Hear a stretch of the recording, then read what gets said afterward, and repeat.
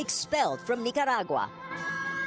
These 18 nuns were escorted to the border by police, first by bus, then on foot like criminals, somber in their step as they crossed into neighboring Costa Rica. Their group, from a branch funded by Mother Teresa, has been in Nicaragua since the 80s, helping the poor.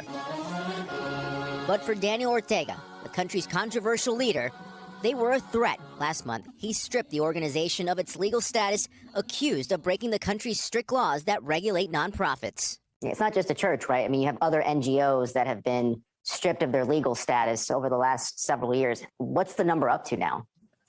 There have now been almost 800 NGOs and civil society organizations stripped of their legal status since 2018. A crackdown seen by many as punishment to those accused of opposing Ortega's authoritarian government and his own bias towards the Catholic Church. At this point, I think it's clear that he and Vice President Rosario Murillo, who is also his wife, feel that they are untouchable within the country. Ortega rose to power in 1984. He left office in 1990, but then returned in 2006 with an agenda that drew instant criticism. Ortega changed the country's constitution to serve more terms, made his wife vice president, and appointed his children to his cabinet. This year, he's accused of sending presidential police to raid town halls, ordering opposition candidates to stand down just months before elections. So no one really expected the municipal elections to be anywhere near free or fair. In 2018, the country fought back. Violent protests over the reduction of welfare benefits saw more than 300 deaths, thousands more injured, and the arrest of protesters and opposition leaders effectively crushing his competition.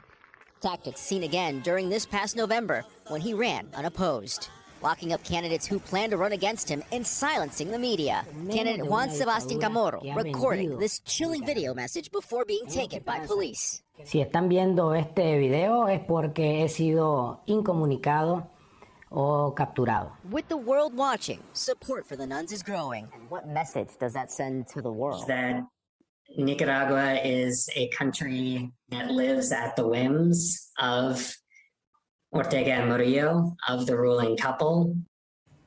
All right, George Solis joins us now from Los Angeles. George, you know, when a country starts to expel Catholic nuns, you know things are headed in the wrong direction. Is the U.S. government getting involved in any way, and what are they saying tonight?